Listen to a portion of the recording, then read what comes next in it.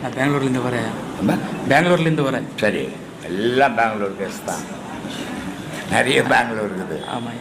சொல்லு ஐயா. குருவா எப்படி கும்பிடணும்? ஏமா? குருவா எப்படி கும்பிடணும்? குருவை எப்படி கும்பிடணும்? 2 கையை ஒன்று சேர்த்து, சரியா, 2 கட்டை விரலையும் ஒன்று சேர்த்து, புருவ மையத்தில் ஊனி இந்த 2 கட்டை விரலையும் அந்த ஊன்ற கட்டை விரல 2 கண்ணும் பார்த்து கும்பிடணும். அது குரு வணக்கம். குரு வணக்கம். என்ன? சரி ஐயா. அப்புறம் குருவை எப்படி தேடணும்யா? ஏமா?